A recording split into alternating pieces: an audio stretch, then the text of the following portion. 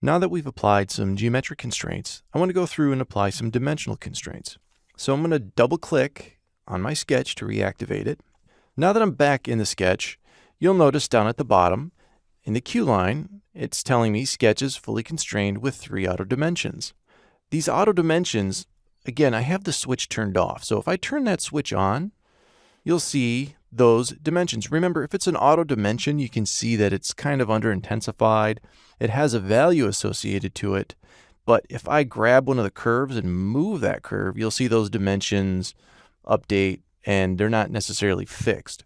What the system's doing is that it's basically guessing at a bunch of dimensions.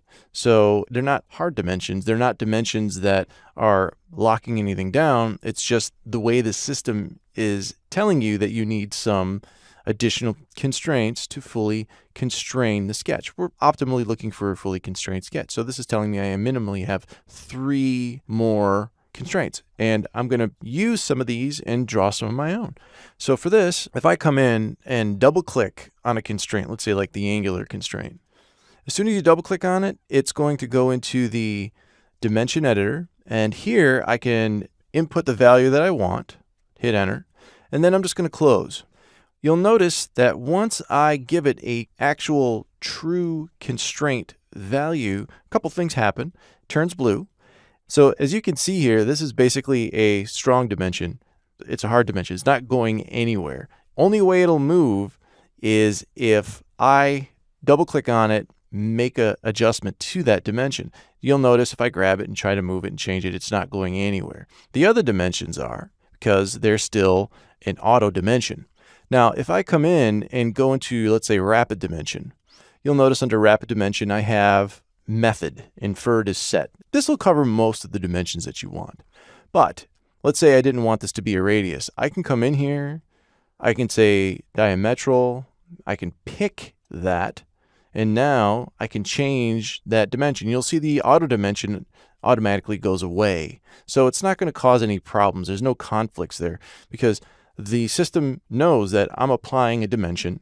The auto dimension is going to go away. Now, this dimension will not delete. So if I try applying something again to this, the system is going to let me know. So in this case, I'll just say I want this at 100. If I, let's say, change this to radial and try picking this again and placing that dimension, you'll see, oh, everything pops up red. I have a couple of constraints on one curve, and you'll see it's telling me that I have an issue with those constraints. The issue is that it's over-constrained. I have 2 dimensions telling this arc to do something. All I need is one of them. So you just need to either undo in this case, or if you've gone a step ahead, you can just right mouse click on something and say delete. So I have the dimension that I want. Next, I want to constrain the height. So I'll just go into rapid dimension, pick my line. Oh man, I can't pick my line. Why can't I pick my line? And the reason is my measurement method. It's currently set to radial. So if you can't pick something, remember your selection intent, your filters, there's something there that's locking you out. So in this case, this is a line. It's not an arc. There's no radius there to be had. So I need to change that. And in this case, maybe I just want to go perpendicular. I want to measure from this bottom line up to that arc and place that dimension. And again, just simply enter in what I want, hit my enter. I'm going to close this out, and now I have a fully constrained sketch. So I'm going to hit finish. I'm going to hide this sketch. I'm going to show this sketch. Again, just simply right mouse clicking. I'm going to double click on the sketch, and you'll see here, because in the last sketch, I turned that switch on to show the auto dimensions. That's this guy. I have 2 constraints that need to be applied to this. So if I double click on this dimension, make a change, done. I'm just going to close that out. If I were to come in here and do something like pick this line and this line, and now make them equal length, you'll notice again that auto dimension just disappears. The system knows it's no longer needed and it goes away. If you don't want that, maybe you realized, hey, I want that dimension back. Well, in this case, I would have to delete that dimension. And as soon as I delete that geometric constraint, you'll see the auto dimension pops right back on. And in this case, I'm just going to double click on that dimension and apply the value that I want. Close. So now you see this line and this line are equal, both of them are equal to 150 mil.